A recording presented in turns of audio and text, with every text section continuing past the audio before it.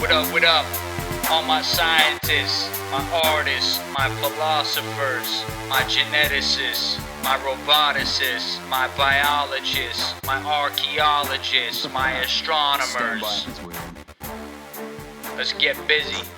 This has been Busy from the Burbs. Good morning, good afternoon, and good evening, ladies and gentlemen. This is Ben Busy from the Burbs, reporting to you from Osaka, Japan. I'm joined by my co-hosts, AJ McComb and Mr. Alan Moore. How's it going, everybody? What's up? I hope you're ready to get hyped. Get that get busy shit. About to get busy. Well, we had a lot of difficulty setting up this podcast. For those who don't know, for those who don't run a podcast, just don't. Just stop right now. Like, you just shouldn't even try. Quit. Yeah, just quit. Just don't make effort. Yeah. Because you're just gonna get mad. You just need to stop immediately.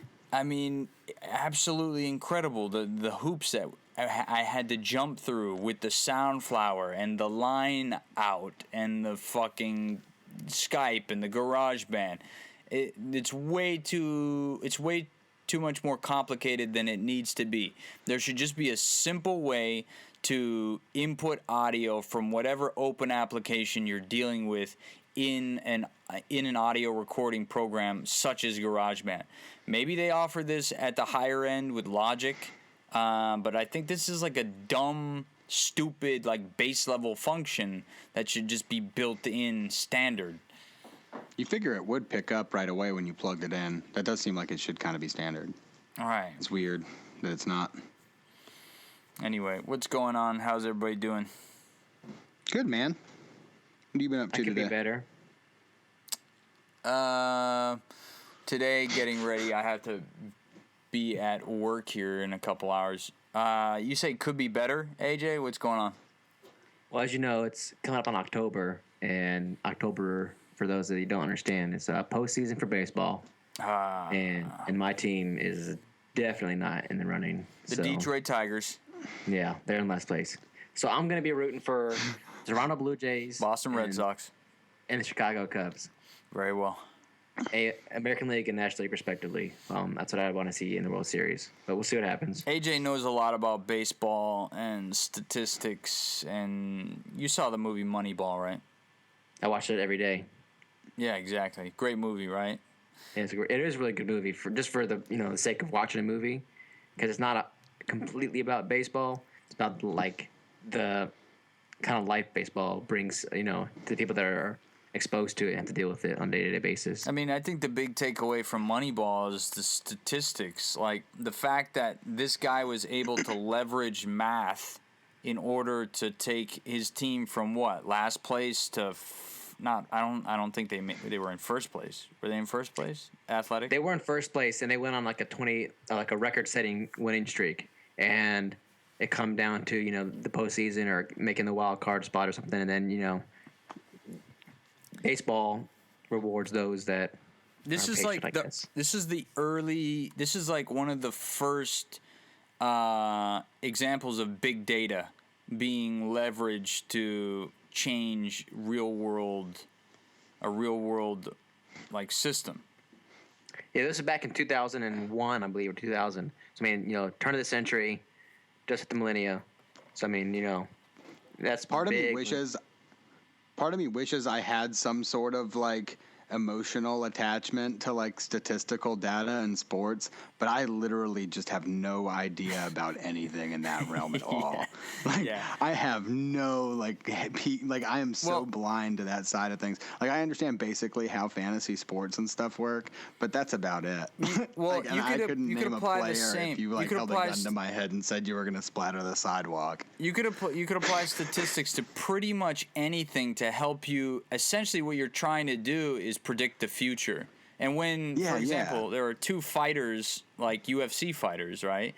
They both have like different skill sets, and they're both like, I mean, I can't speak to it because I don't know. Yeah, that's different. Like, I'm actually really good at that. Like I could look at two different fighters like styles and their capabilities in those styles and give you like the probability of what's going to happen. Right, And exactly. I can't call like who's like I could look at an Anderson Silva type character and go, okay, well you're really good on your feet and your wrestling is super solid and you're versing a guy that's only like good at headbanging.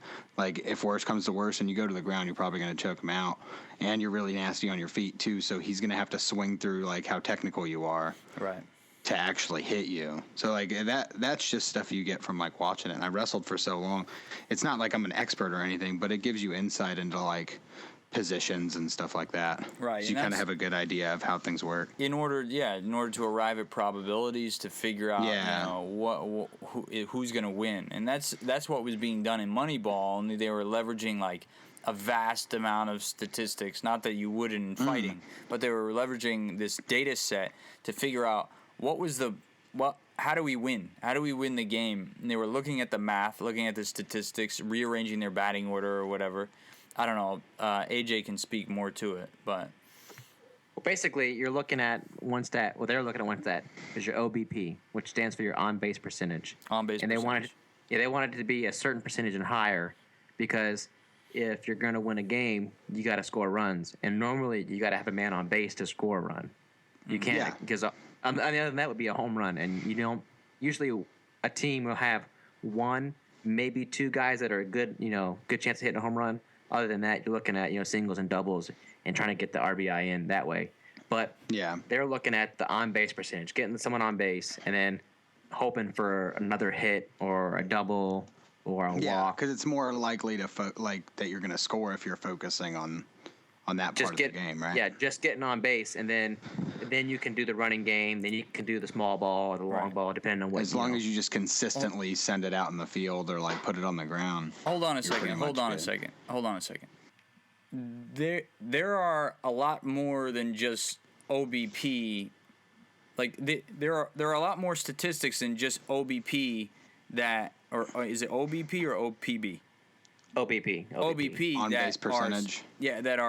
That are significant, that factor into whether or not a baseball team is going to win a baseball game, though, right? Well, you gotta look at there's fielding, batting, and pitching. There's those three categories as far as stats are concerned. Mm-hmm. And if you don't have good pitching, you better have good hitting. Mm-hmm. And it's basically trying to find that balance, because you can't afford to have the best of every player. So you got to find that balance of a decent pitching staff, but with a good hitting staff that can also field, because your hitting are going to be your fielders. And if your fielders can't play good defense, then it's just like one of those like catch-22. Like for example, some guys like Evan Gaddis, but right now who's doing amazing. Mm-hmm. He did a one-handed home run last week. Literally had one hand on the bat and hit a home run. Dude doesn't use any gloves. I mean, he's like old school, but he's probably using a lot of drugs though. A lot of roids. No, he's just really big dude. I mean, like I don't think there's anything wrong with that personally. Performance enhancement, but go ahead. But so then, for as far as winning a game, you need to be able to have all three of those. You need to have good defense, consistent hitting, and reliable pitchers. Mm-hmm. Whether or not it be in the bullpen or your starting pitchers. So really, if you're going to play fantasy baseball, like legit fantasy baseball, it's like having a part-time job, because in the morning you're getting up and you're checking your players and you're setting your roster. Mm-hmm. And then if you're looking to, trade somebody or acquire a new person, really playing fantasy baseball, because it's 162 games. So you're every day checking on there, making sure that you have the right roster, mm-hmm. because it really is a part-time job. So and a lot of people that play fantasy baseball, they can attest to that. You can make money now too. This is no longer like a fucking thing on Yahoo. It's like hidden gambling. It's so awesome. They figured out a loophole around the gambling laws online, which is fucking great. I love that. Because you're technically like gambling. You're basically paying to be in a league where maybe you can earn money at the end of it, depending on what position you're in. Mm-hmm. Because your fantasy points at the end of the season get calculated. But it's totally like a gambling membership. So not the legit ones, but the what's that overnight shit? It's like, oh yeah, we have a new league every day. It's like that's totally gambling. There's FanDuel and DraftKings. You will FanDuel. You're paying to create a roster, and the roster earns points based on what the players perform on that day. Mm-hmm. So it's kind of like gambling, but it's not in a sense where you're not actually betting. You're paying to have a roster, and then the roster is your bet.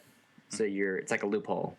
The one of Yeah. the progenitors though. of this is featured in the movie Moneyball, I believe. But one of the modern guys is named Nate Silver, and he's not the inventor of Saber. It's called Saber, right? The mathematical system. Sabermetrics. Sabermetrics, right? It's a name for the whole branch of leveraging statistics to give a sports team an edge. There's Saber. What is it called? Sabertastic? Metrics. Sabermetrics. Sabermetrics. Sabermetrics for basketball, for football, and Nate Silver is one of the great minds to come out of that kind of lineage of like statistical or mathematical, I don't know, that discipline. And he accurately predicted the outcome of the 2012 presidential election and the congressional election and the senators. Like it was, I think it was like almost 100%. He was accurately predicting the outcome of all of these different districts and stuff. It's impressive. Just using the some power, like man. statistical analysis or Yeah. like some system of statistical analysis. Yeah, just looking at That's the insane. just looking at the polling. Damn. I wish I could be as enthusiastic about math like when I'm in a classroom setting, but the joy, any joy from math that I may have had was beaten out of me when I was like in 4th grade, Yeah. whatever. The worst. It was the best of times. It was the worst of times. Yes. It's like never been more. It was mostly a the more worst of applicable times. statement to elementary school math. Yeah. Oh, God. Being silently judged by your teacher. Or like kind of like, You can't even get the fucking multiplication tables, you little idiot. you son of a bitch. It's like I'm gonna fucking send a sadgram home to your parents so you can't go play with your friends, you fucking retard. Congratulations. Am I allowed to say that? It's amazing how much power teachers have over the destiny of their students' lives. Like, I don't know. I think that's just kind of amazing. But Yeah. it is what It's pretty crazy. And I had terrible teachers too. I had really good ones, but I also had some pretty bad ones. all it takes is a couple really bad ones to ruin They it. just suck your soul out through your ass. Because all they're doing is just going through the motions. They really don't give a fuck whether or not you understand the concept or not. It's like, Yeah. we just have to push them through. Kind of like in boot camp where it was like, oh, we have all these recruits. They just need to be pushed through the rifle range. And like the majority of these idiots aren't even fucking hitting black, or they're just like shitty. They haven't even BZO'd their shit. You're on lane 2, but you qualled on lane 4. Congratulations. Yeah, right, exactly. What else is in the news? And you... water on Mars. Water on Mars is the fucking... Yep. That's the number That's one crazy, item, right? I mean, I'm kind of disappointed. Why is that? I was watching the NASA live TV, and I was hoping that they would have like a live feed from the Mars rover, and there'd be some Martian just standing there waving at the camera. Like, Oh, okay, yeah, with like a margarita in his hand. yeah, like, umbrella hey guys, thing. I'm really Martian. I really live here, but no, it's just water. Not even really water. It's water trails. Yeah. It's like Because it's- sludge. it's I like know, it's like some frozen. level of like sludge. It's wet apparently. Well, And it's like when frozen. it thaws out. Yeah, and then it thaws. It does this like really weird, these really weird like water trails, and then it goes back into a frozen state because it's not hot on Mars. Hey. It's cold. We've known about Still ice. water. We've known about ice water on Mars since like 2012, though, when that German rover or German orbiter beamed back a photo from one of the poles on Mars where it was like obvious, it was evident there was like this pond and it was full of ice water. Like, we've known that water has been on Mars for a long time. Why Well, this maybe it is was such the a big fact that deal? it reached liquid state was what made it. Yeah, a I big think that's what deal. it was. It wasn't the fact that it was in an ice state. It was in a liquid state, and it was Yeah. forming trails that they actually were, viewing over time, forming. Like, so they would They're have like definitely their moving. yeah, they had their space probes like, not like their Martian satellites that were tracking the geographical outcome of what happened after the water would flow through a certain area. Yeah. Now it could have been gradual little like mini creeks. They didn't really go into detail because they didn't. I guess they could record the trails being made, but they couldn't record the water. I don't know. Well, They didn't go into much detail about how the water. They probably it don't was have just, like live video feed. There's really no way. So really, what they're looking Well- at is like stills in that same area over a long period of time. Yeah, the data being transmitted back, I mean, it would just be like terabytes and petabytes and exabytes. I mean, really, because Yeah, especially at the yeah. resolution, they're like taking like, I don't know it's like if you compare it to like a 12 megapixel camera, it'd be like a 5,000 megapixel image. Yeah, So, I forget mean, about it. if you're doing a live video of that and transferring, like they're probably using like 2010 tech. So I mean, they didn't even have the ability to transfer at that rate. Yeah, Yeah. because of NASA funding, because of how awesome it is. They have like, you know, Yo, they're coming back 1990s though. Did you hear computers. about that? What? They're putting a new team together to go back to the space station. But they're do you mean? they're going to use SpaceX rockets though. So Oh, so right now we're getting personnel Is that to good? the International Space Station by way of Russian rockets, right? You say they're Yeah, putting yeah. a new team together to go to the space station. A team just went up, Alan, with Scott they were Kelly. saying like I think it's a federally funded like NASA team that's going back to the space station. Like a legit. we like, have five-man NASA. team. There are NASA astronauts on the space station right now. Maybe I fell behind Damn you! in my NASA in my NASA facts. How and dare what you, happened was sir. I read an old article. How dare and I you! was a victim to Facebook reposting Oh trash. God, yeah. Did you hear what And I happened will with that admit my recently? fault if there is currently like 5 people That from the United happens. States on the space station. It happens occasionally. Scott Kelly just went up, I think, a couple months ago for a long duration space flight. He's going to be aboard the ISS for a full year, and his twin brother is staying on planet Earth, and it's basically an experiment to see how our bodies age. So they took a bunch of vitals for both of them. When they're both astronauts, they were both pilots, test pilots, and took a bunch of vitals to get a baseline, and then Kelly went up. I think he'll be coming down sometime next June, July, August, something like that. But so water on Mars, yeah, okay, that's impressive news, and while I welcome it, I think it's cool. I think this is suspiciously timed. It's coming real close to the release of the new Matt Damon movie, The Martian. Well, And yeah. if you there's a on Bing.com, which I never use, by the way. I never use Bing.com, but No one uses Bing.com. You have to except for, like, disclaim that. Like, not that Yeah. I use Bing, I'm just saying. disclaimer: I never use Bing.com, nor will I ever use Bing.com. But with that being said, there use is Bing.com. a like quote unquote mission control of the what's it called? The Hermes. I think it's the Helmes. Oh, yeah, space the flight. fictional spacecraft for... So Martian. yeah, what it is like so they're uploading videos. Matt Damon portraying the astronaut. He's uploading videos like showing you the crew and what they're doing, like getting around and giving tours and stuff. The Ares, that's what it is. The Ares spacecraft. So like they're trying to coincide with the actual movie launching. It's like if you go to the website and you look at it, like mission control and like they have like a time stamp for when the next video will be uploaded, like quote unquote from the space station. Really, it's just pre-recorded stuff they're uploading to simulate kind of like what it would be if we did have astronauts or cosmonauts or whatever going to Mars. So, I mean, it's kind of cool in a sense where you could virtually experience what it would be like if humans were actually going to Mars. Yeah, it's pretty cool. If you want to check that out, it's cool to check out. I enjoyed it. The video is cool because like he was acting like what I think an astronaut would be like. I in heard that space. some of think I'm these gonna- new engine designs, these ion thrusters and stuff, could get us conceivably to Mars in a week. That would be crazy. I think I remember reading an article last week about how they are getting closer to like the maximum velocity because speed of light is the speed of light. That's the maximum velocity of light.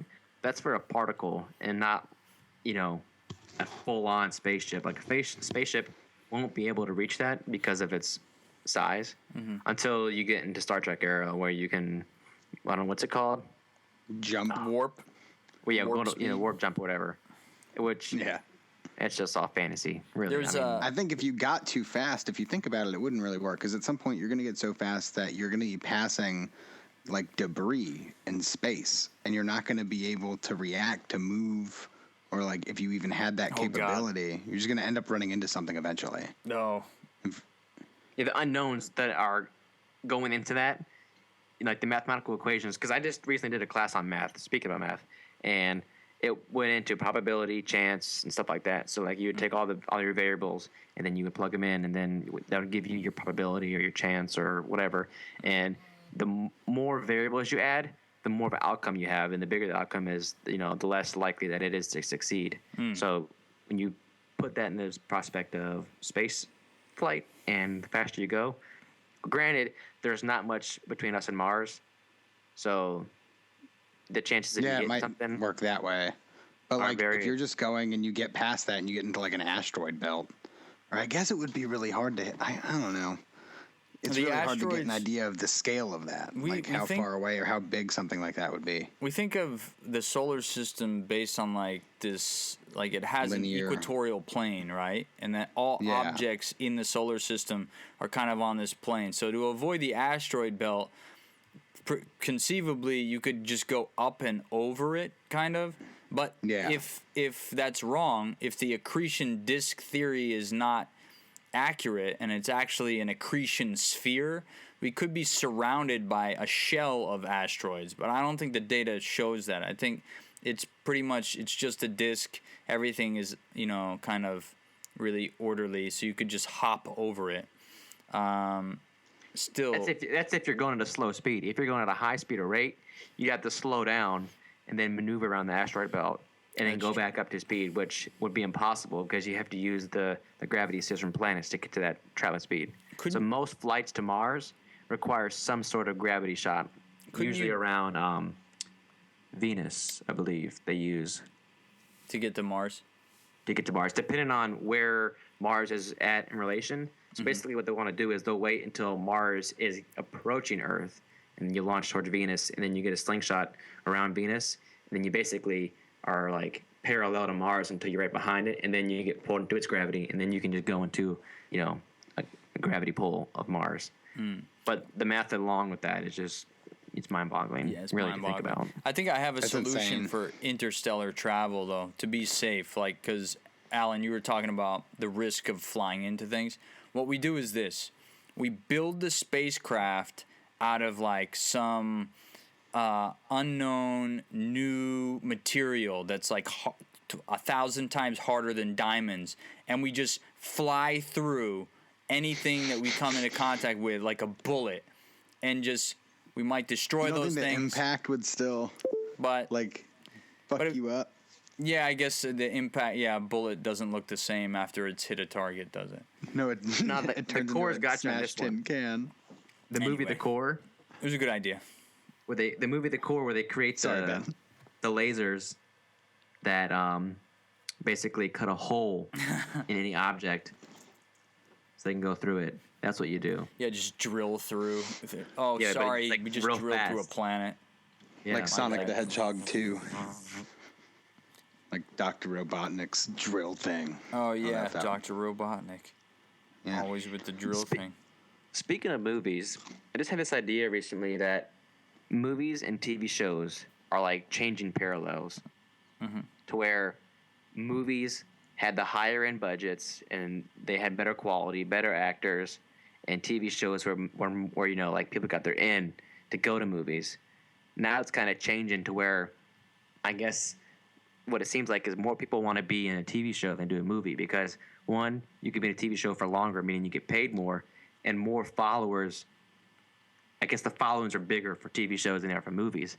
For example, Walking Dead, Game of Thrones, Breaking Bad. The list goes on for the amount of quality TV shows that are out there and how big the followings are. So, I just had the idea, like, movies are going to get kind of, like, worse and worse as time goes on, and TV shows are going to get big, huge budgets. They're going to get better actors and actresses. People get an emotional investment in like a series and they'll follow it for years. Like there's shows that have been on for like 15 seasons. It's crazy to see that.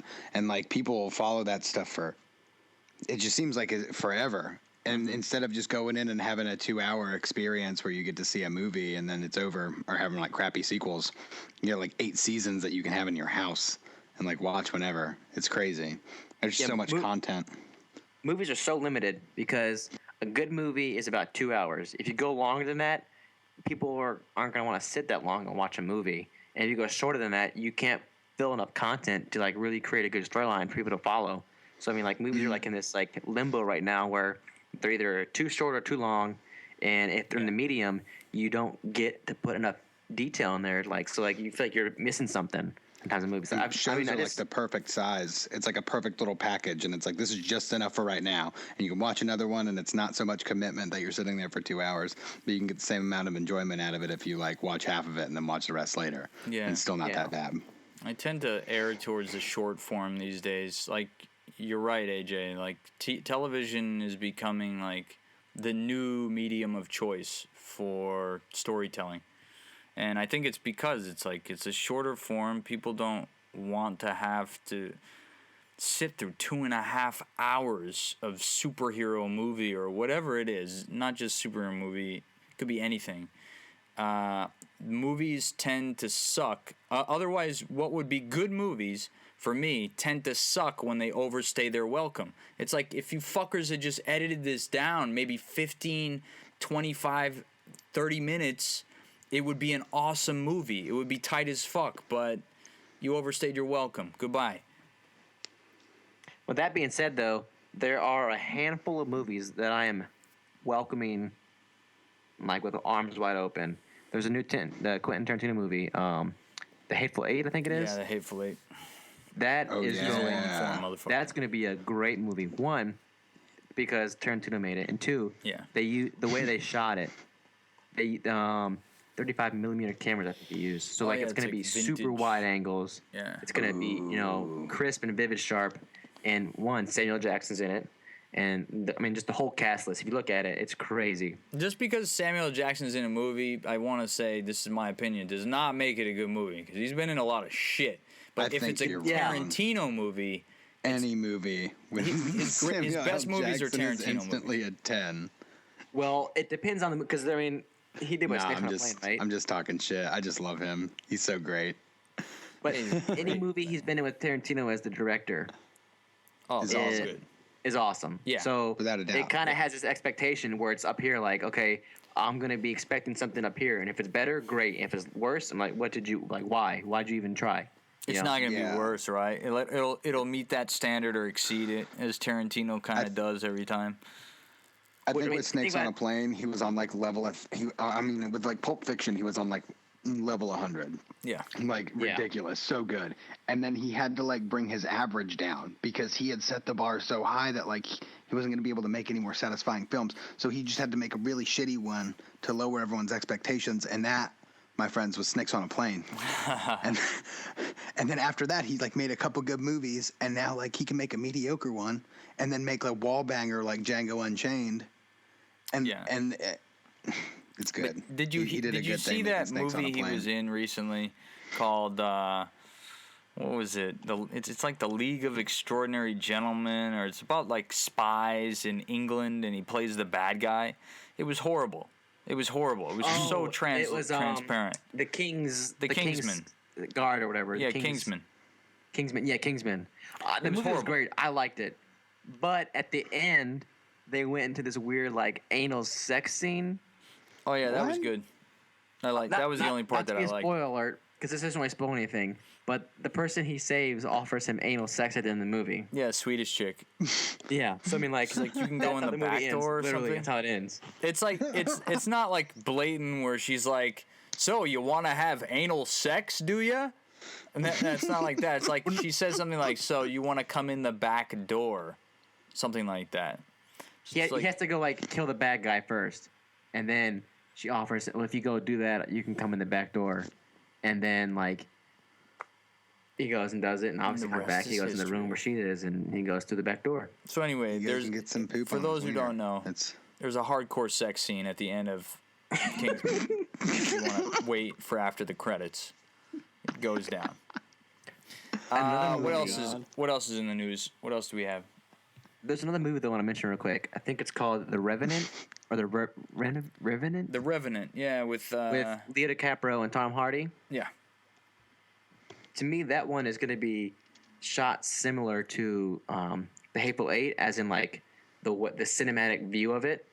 But it looks insane because in the trailer, Tom Hardy basically kills his son and buries him alive. Goodness gracious. Kills him and And, buries like- him alive. How does that happen? So that's in the trailer. So there's no spoiler alert there. He But- kills him and then he buries him alive.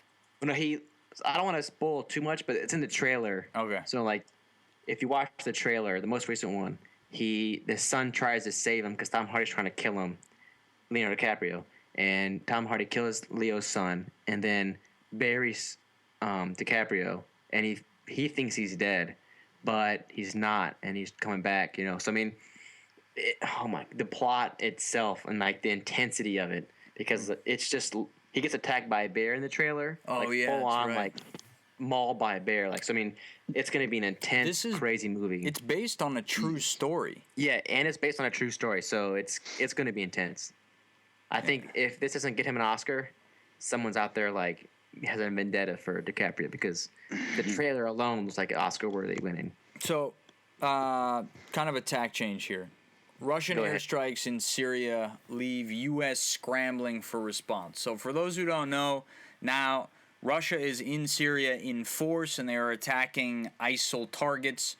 We don't really like that idea because we don't like Assad. Russia's there to back Assad. But if we're not backing Assad, who are we backing? The public. Fuck it, dude. Let him go. Like, I don't see why we have our hackles up over something like that, especially when they're a legitimate threat and they're trying to downplay it like they're not. Right. They're like a large mobilized force that's organized with equipment and good equipment. I wonder where they got that equipment too. I wonder. Well, they're where. funded. I think probably CIA? from America. If I had to take a wild guess. I don't like to This say m- America. I like to because that's CIA. It has it. I say all America over. with a K. Yeah, it's the America KKK. Yeah. America. America. Okay. Well, I mean, it's common knowledge that ISIL, or ISIS, whatever you want to call them, they have oil deposits where they sell oil to people, and that's how they fund themselves. So whether or not they got their initial funding or supplies from an American agency, like AKA CIA, right now they're supporting themselves. They're supporting their organization through the sales of oil. And who's buying oil? Anybody's buying oil. Whoever can buy oil, whoever they can sell to, they're buying it from. So I mean, Isn't India like the largest consuming country of oil, like in the entire world? Probably China. it's China, America, I think India's up India, and there. Russia. India's it's how definitely it up goes. there. Man. I think Yeah. India is like ridiculous high. They just like Well, use oil thing for is, everything. You just sleep in the- oil. Like Cars Everything per is capita. automotive there. They're like paused and they're like stuck in a time warp with like old cars and crap. And it's like crazy how much gas they use. the electric car, like solar revolution, is already disrupting these industries, and it's so great to see. The thing is, these people who have had it so easy for so long, we're talking about Saudi princes who were born into the lap of luxury and have never known a hard day's work in their life, they're liable to get pretty violent if they think that, just like a Luddite would, that this new technology was going to, endanger their ability to maintain the same standard of living that they've become accustomed to. I'm not saying that anybody who's enjoying life right now and is really wealthy and doing well for themselves, I'm not saying that their quality of life should have to suffer at all. What I'm saying is, let's make it better for everybody. We can do that. Like, you can still have your gold-plated Mercedes-Benz. It's okay. Like, it's Yeah, fine. I'm not exactly. going to take your pet Jaguar away. It's all right. Yeah, but and like I completely agree with you, man. And there's absolutely no reason why like people that are in the middle class should be actually paying an amount of taxes that does affect their standard of living. Right. And that's like the standard across the country now. Right. Like I do the math all the time, and it's literally like 20% of every paycheck that I get Right. goes completely to taxes. But where It's does that money absurd. go, though? That's the question. You wouldn't Probably mind buy if the you knew where it went. F-35. People complain about Social Security. Like, I'm cool with that. Like, at least that's helping somebody. You're just pumping money into global conflicts that we literally have nothing to do with at this point anymore. Nothing to do. And we already did what we did. Like, the best thing we can do now is either let it sort itself out or just kill ISIS. Because that's it. The dudes are extremists and they're not going to stop. They're crazy They're psychopathic insane. fucks. And they have money, and we fucked ourselves and let them get to that point. And So we either need to take care of it or we need to let someone else take care of it and shut the fuck up. you know, it was just recently that like countries like Saudi Arabia and Qatar, who were the main backers, the main financiers for these organizations like Daesh and Al Qaeda and friggin' the Nusra Front and all of those like fractional like insurgent irregular groups in Syria that were anti-Assad. It wasn't until too long ago when they finally stopped their funding because they saw that the wind was changing, the tide was turning, and they needed to cut that off quick or else, you know, face scrutiny from the public. But Not to Yeah. cut subject, Go ahead. but speaking of electronic cars, yes, Tesla released their new model, the Model X. It's their SUV with the electric gullwing car. doors. It is hideous. It's hideous. Those gullwing doors are The disgusting. gullwing doors are ugly. The front of the car looks like crap. The back end of the car looks like crap. Any angle you look at the car, it just looks awful. It's garbage. It's Compared like to Homer's ours. car from The Simpsons, the one he designs at his brother's fucking car factory. It's not cheap either. It starts off at like 80,000, and then there's like a model for like 130,000. That's like not a Apple cheap car. Economy version? It's like Apple announcing the Hermes edition of their Apple Watch. It's like we're all expecting a price drop, and they're like, and here's the gold-plated, diamond-encrusted version available for only $30,000. Like, gee, thanks, Apple, sweet. They should I have heard they done were drop coming out doors. with like a $25,000 like economy version. Yeah, right. No, well, Or was this supposed to be that, and then it turned into an $85,000 that one's car? coming next. That one's Yeah. coming after. I think he's refreshing the S model, and then they're gonna do an economy version. But which- it's still not going to be cheap because Well, Gigafactory's not online yet. Once Gigafactory comes online in force, the price of the batteries will come down. The price point will come down, but It's just going now- to look like a smart car. I it don't depends. think the Model X is going to do well. No, it's not. It's gonna do horribly. It's the Apple It Watch of looks- cars. It looks awful. Like you have to drive this thing and you have to like how it looks, and it looks awful. Now this may be subjective to my opinion and my views of how cars should look. No, but 'cause- for an SUV, it looks like a '90s mixed with the '80s, like Honda Civic, weird, like trying to be like a futuristic front end. It just looks awful. It's a If you Rav go- 4. Just call it a Rav 4. You're calling it a Rav Yeah. 4? It's an And expensive again, somebody RAV4. could try to get it to be different because no one else has it. So you're going to get like a whole hipster crowd that wants the status symbol Oh, of yeah, having a it's so Tesla. groovy, So they're just going to go out man. and buy this shitty looking car because it's the cheaper version. Have you seen the drop door, rotary drop door mechanism for opening a car door in a tight space where the door just, the window goes down into the door to protect the window, and the entire door like folds under the a space between the undercarriage and like the bottom of the chassis. There's like an area there where Yeah, it I've folds. seen that. They Yeah. should have done that. It looks cool as fuck. The effect is amazing. Look on YouTube. Yeah, the door basically disappears into the body of the car. Yes, that's what they should have done. Instead of these dumb going doors with these hydraulics that you know are gonna fail. Those hydraulics are gonna fail eventually. They're like these two hydraulic rods that they use to like graduate, you know, how fast it opens and whatever. It's a terrible idea. Horrible. What annoys the me about salesman it while is- he's selling it to you is like, just grab a can of WD-40 and every couple weeks get back in there real good. It's like taped to the inside. Of Yeah, the like vehicle. forewarned. But what annoys me about it is the Model S looks like what it's marketed for. So Sports luxury sedan. So badass. The Model X looks like it's from like the 90s, like one of those like prototype cars they made to appear like what the future would look like. Mm-hmm. I feel like they copied and pasted like a 90s model design of a concept car and then just Oh, plugged it into God. their. I mean, really, Google it and look at it. It is Did awful. it have sequins on it? Man, my phone's dead. It's a hunk of burning love, kind of like The the front end- Falcon 9 Heavy rocket that The exploded. front end is one solid piece. It's just a bumper. There's no like grills. Like there's nothing to give it an aggressive look. It looks weak. I and guess it it looks wasn't. ugly. It wasn't the Falcon 9 that exploded, right? Which SpaceX rocket exploded? It was the Falcon 7. And that's a Falcon 9. It was a Falcon think. 9.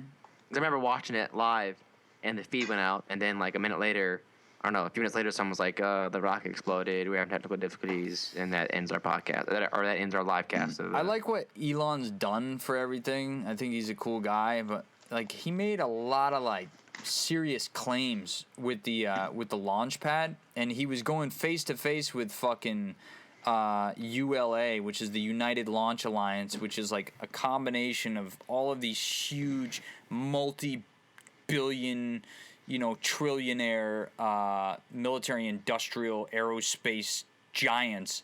And he's like the upstart, like, fuck you, I'm gonna fucking VTOL this bitch on a floating pad in the ocean. And then he couldn't come through. And now he's kind of hedging his bets. And now we have like the Model X, which is just a mistake. And I don't know it's like kind of like what's happening with Apple right now. Apple Music failed. The Apple Watch failed. Apple is designing a car. It's gonna fail. Who's gonna? Yeah, Google is about to beat their ass. You can't I stretch don't a think brand the Apple that Watch out. failed. I just don't think it met expectations of the mass. Did you get to mess with it? I fucked Apple- with it in the Apple store. I got to mess with one. My brother-in-law has one. Actually, really cool. Here's the thing about it, though. It's not a necessary toy. Like, you don't need it. It's good for, like, if you have meetings and stuff and you want to, like, integrate it into your life, but that's exactly what it is. It's not necessarily something that you constantly...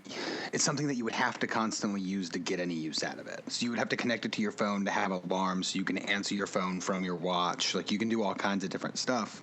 But the thing is, like, why are you going to pay $500 for a piece of utility that's really not that advanced and on a screen that's like the size of a $50? It doesn't Because really make sense to me. There's a market right now for wearable tech. Well, there's like a status symbol in wearing, and it was the same thing when I was talking about with having a Tesla or having a Mac or having Apple products. It's like, hey, check out my sweet Apple Watch. I use it for my alarm clock in the morning, and that's about it because I don't have anything to keep an agenda on that I need reminders for. Well, You know? that's all it is. It's a status symbol that Yeah. some people might get actual use out of it. Some And there's might nothing not. wrong with that. Yeah, there's nothing wrong with that, but like they lost money on it for sure. Yeah. And like, I don't really think they made anything on it, and like the development for it probably cost so much money.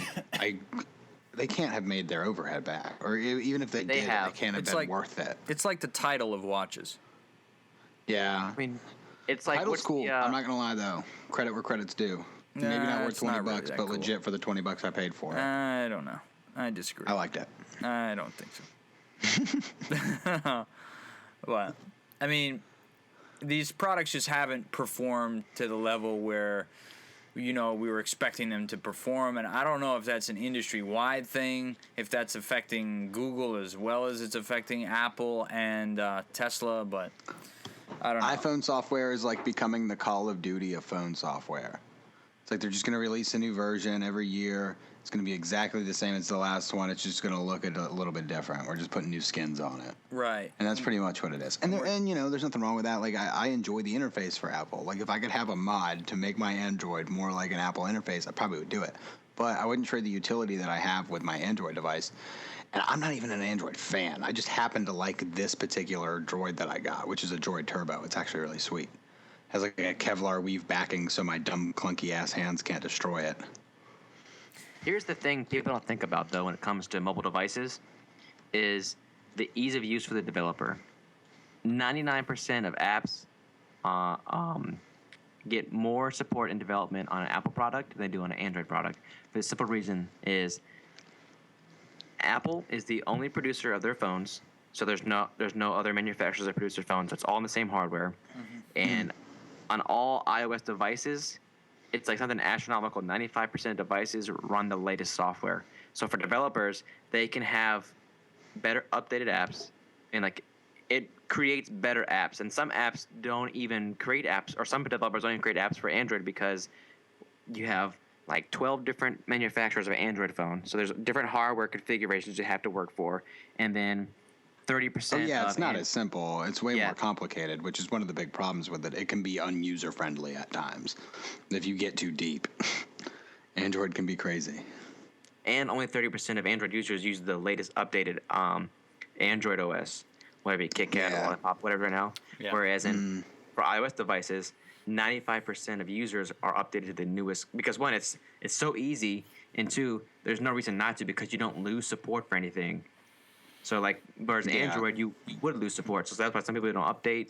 And I mean, for apps, you're gonna get a better app experience on an iOS device than you are on an Android device. The thing is, you need to be at parity with the hardware, and what I mean is that you need to be at the.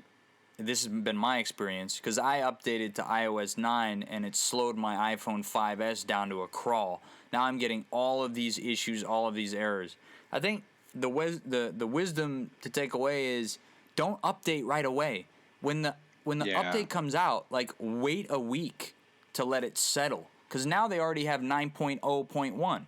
I just updated to that the other day. What's the thing? Like, Apple's not going to do all these testings on like old iPhones. They're just going to test on the newest one or whatever. Old iPhones, it's like barely 2 generations old. Like, but in the aspect, there's now a 6, because I had the 6 Plus. Well, and there's now the 6 Plus S. bully for you. Which I'm probably going to go to Sprint next week and upgrade to 6 Plus S, because all I got to do is pay $50 because I'm on this iPhone Forever program. So I can just go on there. I can just go there on every new year and upgrade to the newest iPhone. Yo, technology is the new drugs, man.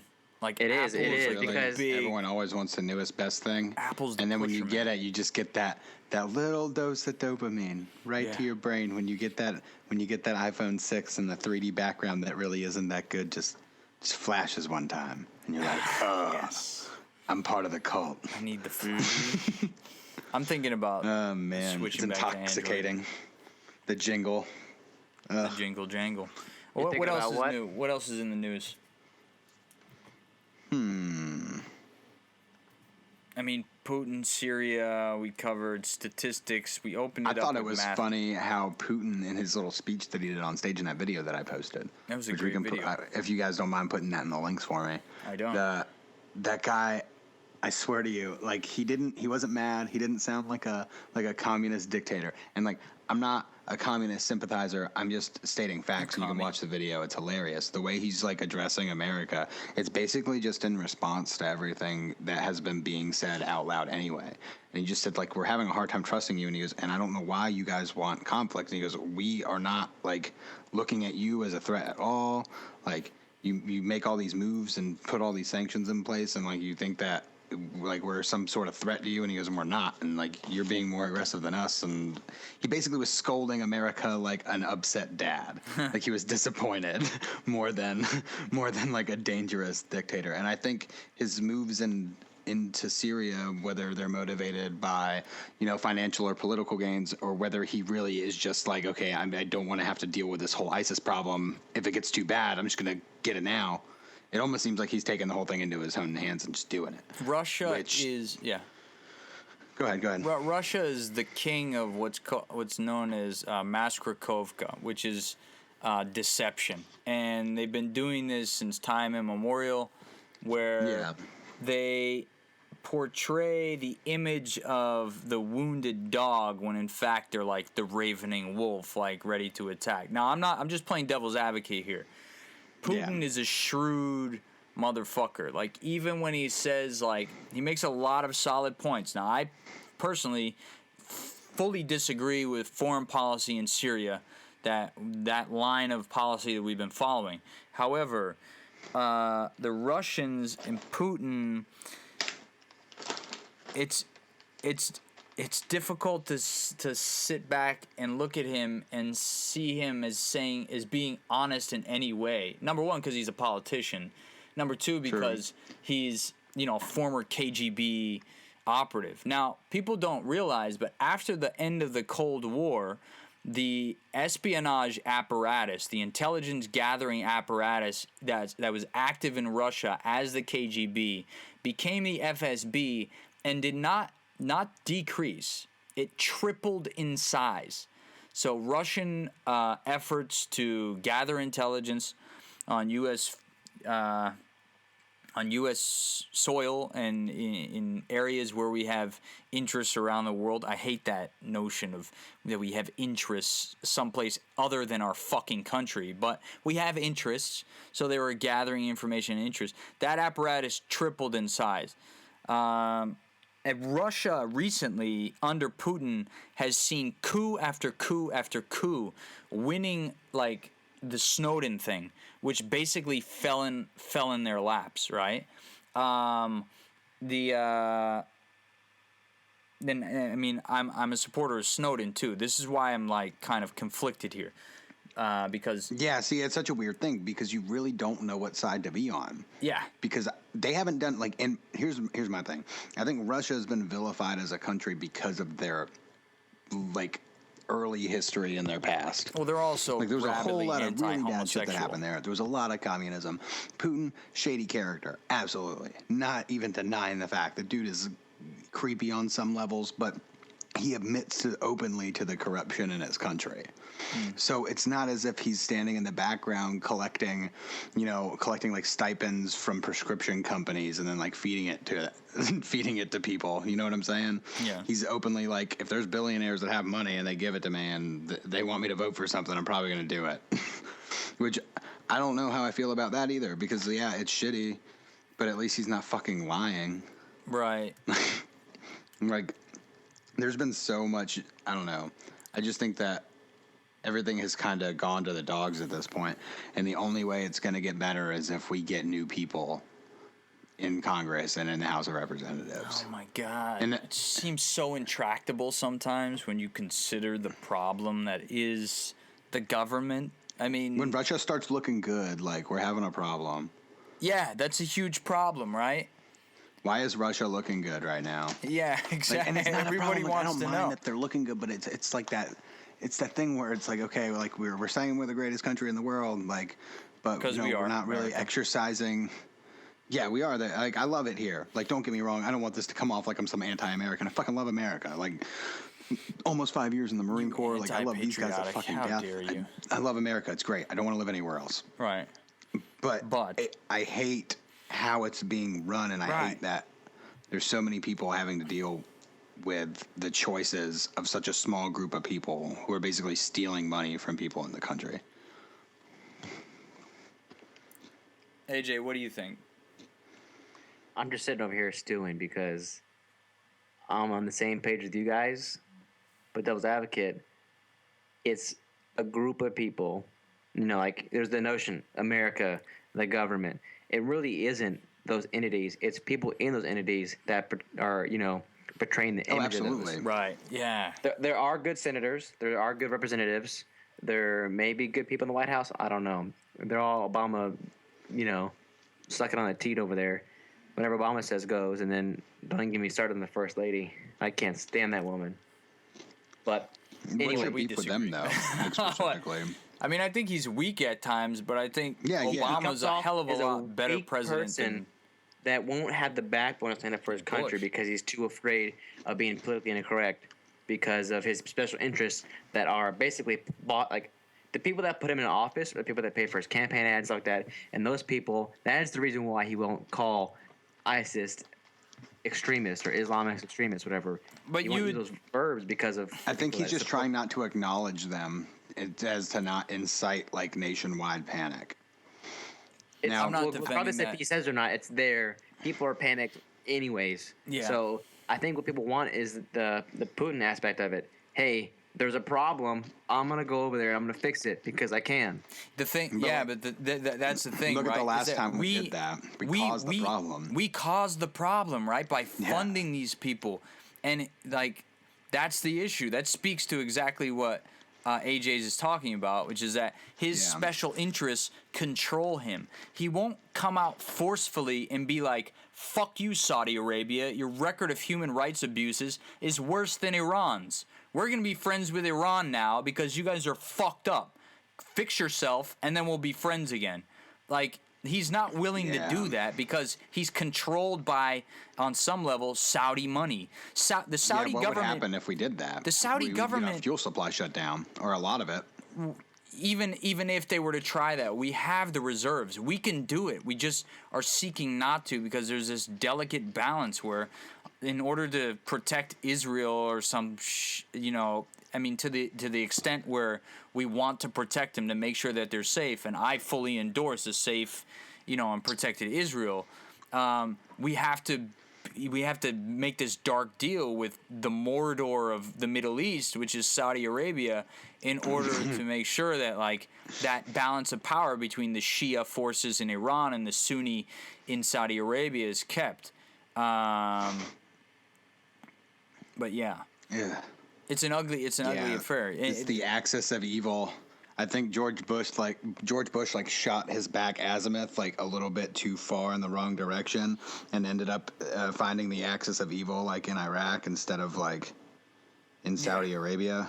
Yeah. His compass was all fucked up. There was a Bush. They called him Bandar Bush. He fucked up his land nav course. He was a Saudi prince. There was a Saudi prince who, the Bushes and the Saudis are best buddies. They're like golf partners and shit. You know what I mean? The fucking king comes to the White House and is making out with Bush on the White House lawn.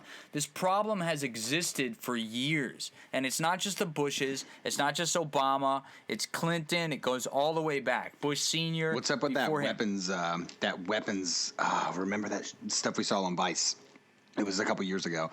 That weapons expo that they have in the middle of the desert and all these countries go to it. Oh, SOFEX. Yeah. Oh my gosh, dude. So crazy. Exposition. Yeah, that was great. Oh my god. The recent Vice. Dictators walking around hanging out with other dictators whose countries are currently at war. Yeah, great place to trip on LSD. That would definitely be a place to go and do it's that. It's so bizarre. And they're hanging out, standing next to each other, looking at rockets. Yeah, exactly. Checking out the new stuff. Yeah, right. Vice. We got some heat-seeking missiles this year. Well, that was the new. Vice covered CanSec, which is the Canadian Security Conference, which is the Canadian version of that. And instead of having a badass former Marine and fucking Shane Smith, who's that's a salty motherfucker, cover it, they had this noob do it, and it's embarrassing to watch. Vice defense coverage has gone down the tubes. As anyone who's been following my beef with Ryan Faith knows, I'm kind of outspoken against that dude, who's he's editor of Vice Defense now. Sorry to bring it to end it on a low note. Because I have all due respect for Shane Smith, but I heard he treated his workers really bad and shit like that. Yeah, he pays them next to nothing. They're intern slaves and shit. But we're at 57 minutes, bro. So speaking of slaves, real quick, I want to end this story real quick. Shoot. Whoopi Goldberg, is crazy. She has a show, The View, right? Yeah. So this is what happened. An ABC executive behind the scenes told Whoopi Goldberg to do her job. Mm-hmm. She responds by saying, "I is a expletive N-word, and I will do my job, master." I got the real story on this in a second. Yeah, so basically she was saying she's being treated like a slave by her ABC executives. And the article I read was, so now if you ask a black woman to do her job, it's being, portrayed as slave work. And then they said they want to give her a book, that way she could do the history of what slaves went through and realize she's being very ignorant. So here's what happened. So let's all just agree first of all that whether you like Whoopi Goldberg's work or not, she is on some levels considered a legend, correct? Yeah. She's absolutely, she's one of the most recognizable black females on the planet. You could see her in most countries and people would probably have a pretty good idea that she's at least famous. So basically what happened is they were on The View. I guess a new producer had come in, an executive producer. A brand new lady, she comes in, right? So Whoopi Goldberg, who's been on this show forever and probably has earned some level of come on, at least just be respectful. Just be nice. You're a fucking producer something. And an executive. What do you have to do with me? So, which I'm sure is a lot. But basically, what the lady came in and did was she started altering the contracts and adding clauses. So the lady was trying to make them come in early and stuff. And I don't think she necessarily popped off because it was what she was having to do. I think it was just the principle of the thing that the girl just comes in and starts like changing their schedules and stuff like that. And then I think that they got into some sort of altercation, and then Whoopi Goldberg popped off and basically was having slave banter. Yeah, with so the she was just executive producer. frustrated, right? And just. But she's a producer. She's the boss. Whatever she says goes. Like we know this from our personal experience as someone has been in a supervisor position. Yeah, but when you're like 20 years of talent like that, I think you have doesn't some matter. say at least in what you're doing. It doesn't matter. I mean, really though, because I think she's just getting attacked over something. That's I think everyone was just emotional in the situation and should have been like. it definitely is getting blown up proportion. But my fiance, who works in the TV industry, she goes to this all the time. The people that are in that have been there for years treat others differently, and it creates this animosity because. I'm better than you because I've been here longer. Right. And we know that feeling being in the Marine Corps. Same thing in the Marine Corps. Yeah. Those that have been longer Ben. are better than you. And what you want doesn't matter. And when a person comes in and they're a producer, they want things run their way. They might want things done differently. They may want, you to act a certain way or, they're the producer. It's, they're the But what boss. if you had an initially agreed upon contract before that producer came? And then the producer decided to add clauses after the fact, because that's what happened. Well, there's political ways and there's contractual ways that legally do that, but there wasn't. That's kind of a cunty thing, though, right? Can we at least agree on that? That wasn't the fact that what was made Whoopi Goldberg, at least what I read, made her snap. It was the fact that she was basically getting not manhandled, but she was being treated like a child, and she portrayed it as being treated like a slave, which.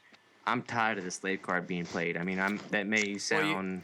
You have to look at it from Whoopi's perspective. It didn't have to do the slave thing was just incidental. It was something of stand-up comedy and shit. It was like a weapon of opportunity. It was a weapon of opportunity. She was emotional. She just reached out and latched onto this thing. Was it the professional thing to do? No, of course not. What she should have done is pulled this woman to the side, but you're dealing with entertainers. They're very egotistical. These people are so self-possessed that it's like any opportunity they have to make a scene, they will do. Like this is who she is as a person. So, yeah, okay, the race card, the slave card. I mean, these are definitely debatable things, but I think that. She was just emotional at that point. It could have been anything, and that just happened to be the thing. Like if Whoopi Goldberg had been homosexual, who's a really famous homosexual actor like Elton John? Ellen wouldn't do that, right? Ellen's too cool, right? Maybe Ellen, like Neil Patrick Harris, yeah. Yeah, or Neil Patrick Harris. I don't even think Neil Patrick Harris would do something like that. But he probably would in his own special way. He would, lash out and be like, What about Ryan Seacrest? Or Ryan Seacrest, right? Exactly. Or Tom Cruise. Tom Cruise is a good example. So if Tom Cruise were someone was making gay jokes and he was like, what the fuck, man? He was not even making gay jokes. But, for me, I think anybody is instantly going to use whatever they feel is at the core of their identity as the thing to feel insulted about. So if I'm a baseball player and somebody is talking and I'm getting into an argument, I'll instantly be like, oh, so what? So it's because I'm a baseball player, huh? That's why? And it's like, no, it has nothing to do with that. It's just get to work on time. That's all I'm asking you to do. I think what's that theory where you can erroneously accuse somebody of being a racist and you pretty much win automatically because they get all flustered. They're like, "What are you talking about? Oh, you're just arguing about the stock market." It's like, you know what, buddy? You're just a racist. Yeah. And I can tell from the way you're standing with your racist stance. Yeah, it's like a red herring, or it's like an appeal to emotion, basically, where it's a what logical if you got somebody fallacy. and they panicked and they're like, "I know, I'm so sorry, I'm a terrible person." Yeah. It's broke down in tears. Yeah. So I don't know, but we need to wrap this up, fellas. Yeah, it's about time. Yeah, we're past the time here. So I want everyone who's listening to know that again. We thank you for your support, if you're looking to help the podcast, the website, etc., if you could please check out our patreon.com/BenBusy, where I will be embezzling all of the thousands and thousands and hundreds of dollars that you will be sending to us. Appreciate it. Also, our PayPal, if you'd like to, please, if you feel generous, if you're feeling like, this is something that you like, that you'd like to hear more of, please support. Click the PayPal link. Any amount will be appreciated, is appreciated. And, as always, thank you very much for your support. And I'll see you next time. We'll see you next time. Also, we need more support in the form of comments, whether it be on YouTube, on Facebook, Twitter, whatever medium you use. We'd like to get more feedback from you guys. Whether you don't like it, what do you want to hear, being discussed? What do you want to, Talk and to maybe us. even come on and be with us. We want to expand this into an entity where it's not set in stone. Where if maybe one podcast we have a listener on, talk to them about problems they're having or issues that they have with whatever's going on in the world. Maybe that's something we can do in the future. Actively soliciting us may even be just commenting on YouTube or our website or on Facebook or Twitter. Whatever medium you use. It'd be greatly appreciated to hear those comments and your thoughts of what's going on and what we're talking about. Technology is crazy. We got Skype now, so like at any point in time, if we got somebody who wanted to be on the show, we could literally get you on in a matter of minutes, more than likely. That's a good point. That's a good point. If you yourself who's listening would like to be on the podcast, send us an email at getbusypodcast@gmail.com. If you know someone, if you're an agent for someone or a representative for someone who you think would be a good guest on the show, please, by all means, hit us up either on the Facebook page or YouTube comment or email at getbusypodcast@gmail.com. Also, if you're interested in seeing some awesome food that I cook from time to time, you can follow me on Instagram at Trailer Park Master Chef. Trailer Park Master Chef for Alan's wonderful dishes. Really talented chef. Will cook. Not chef yet. I guess you could. Yeah. Yeah, I'm working on it. You're a chef. I mean, I'm a Trailer Park chef. Master Chef, so I guess that's like the lowest tier of Master Chef you could be, unless I was cooking in a shed. That's like an E0 in the. Yeah. No, it's like E2 in the. Yeah. In the cook core. Okay. Anyway, thank you very much for listening. We'll catch you on the next episode. World peace. World peace.